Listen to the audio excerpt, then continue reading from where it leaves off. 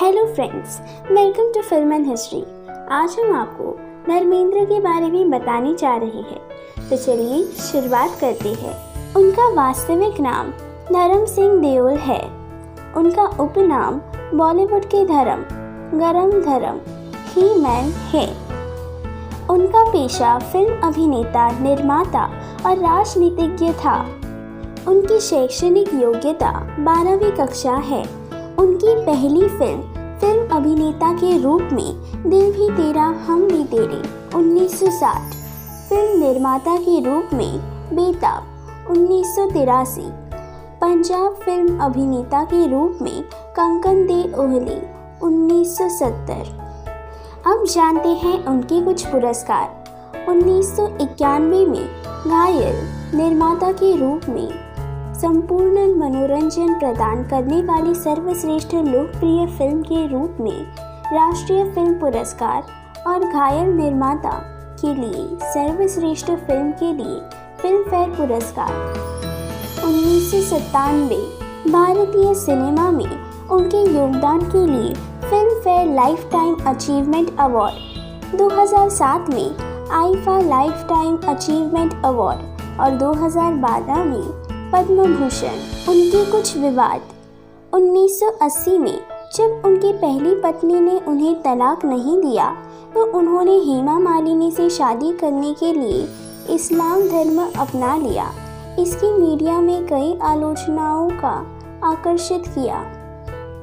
फिर 2012 में ईशा देओल की शादी के मौके पर सनी और बॉबी देओल के बारे में पूछे जाने पर वह मीडिया पर भड़क गए। उनका मीना कुमारी और हेमा मालिनी के साथ अफेयर था।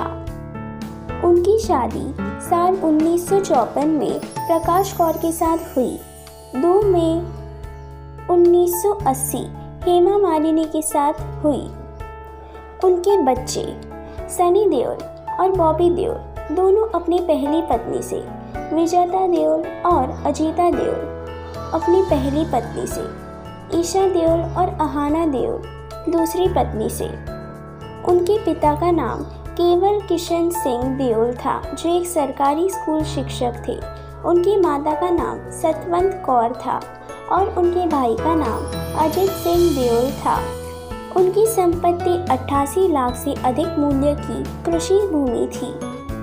52 लाख से अधिक मूल्य की गैर कृषि भूमि थी और मुंबई में 17 करोड़ से अधिक मूल्य की इमारतें। उनका नेटवर्थ 23 करोड़ 2014 के अनुसार। जब वह एक बच्चे थे तो वह स्कूल जाने के लिए बहुत अनिच्छुक थे और अक्सर अपनी माँ से उसे स्कूल न भेजने का आग्रह करते थे।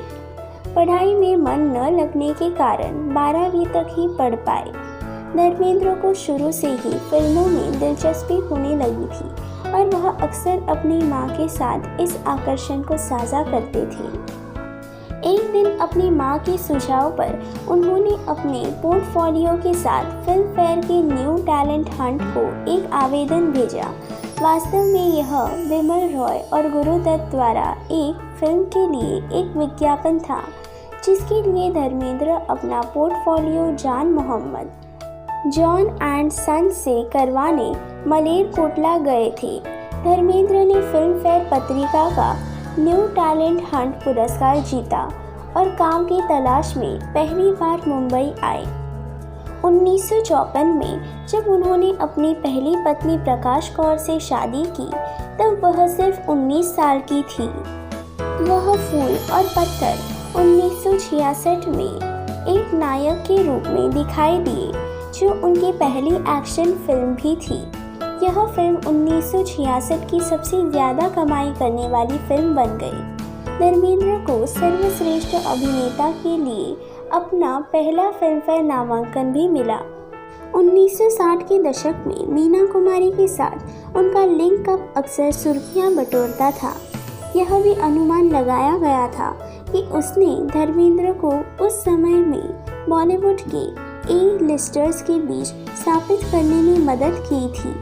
एक रोमांटिक कॉमिक और साथ ही एक एक्शन हीरो के रूप में अपने प्रदर्शन के लिए धर्मेंद्र ने 1975 तक एक बहुमुखी अभिनेता की श्रेणी अर्जित की। उनकी सबसे सफल जोड़ी हेमा मालिनी के साथ थी, जो आगे चलकर उनकी पत्नी भी बनी। धर्मेंद्र ने अपने दोनों बेटों को फिल्म में लॉन्च किया। बेताब में सनी देओल और बरसात 1995 में बॉबी देओल। उन्होंने 2005 में अपने भतीजे अभय देओल को भी लॉन्च किया। धर्मेंद्र सिंगर और एक्ट्रेस सुरैया के बहुत बड़े फैन हैं। एक साक्षात्कार में उन्होंने अपने गृहनगर साहनेवाल में निकटतम सिनेमा हॉल में कई मील पैदल चलने के बाद उनकी फिल्म दिल लगी 1949 को 40 से अधिक बार देखने का खुलासा किया। वह उनके अंतिम संस्कार में भी शामिल हुए, जब 2004 में उनकी मृत्यु हो गई। कहा जाता है कि शोले 1975 की शूटिंग के दौरान धर्मेंद्र को हेमा मालिनी से प्यार हो गया था, और जब भी हेमा मालिनी के साथ कोई इंटीमेट शूट होता था तो वह लाइट लड़कों को रिश्वत देकर लाइट में खलल डालते थे ताकि वह ज़्यादा से ज़्यादा रीटेक ले सके। हेमा मालिनी के माता पिता नहीं चाहते थे कि हेमा धर्मेंद्र से शादी करे, क्योंकि वह पहले से शादीशुदा थे। हालांकि मद्रास में अभिनेता जितेंद्र के साथ उनकी शादी के दिन धर्मेंद्र ने शादी के हॉल में प्रवेश किया और हेमा के पिता ने उन्हें हॉल से बाहर कर दिया। हेमा मालिनी ने जितेंद्र से शादी करने से इनकार कर दिया और बाद में धर्मेंद्र से शादी कर ली। शोले की शूटिंग के दौरान अमिताभ बच्चन धर्मेंद्र के लिए एक नवागंतुक की तरह थे। हालांकि उन्होंने अमिताभ के साथ एक बेहतरीन बॉन्डिंग विकसित की और यह जोड़ी बॉलीवुड में दोस्ती की एक नई परिभाषा बन गई।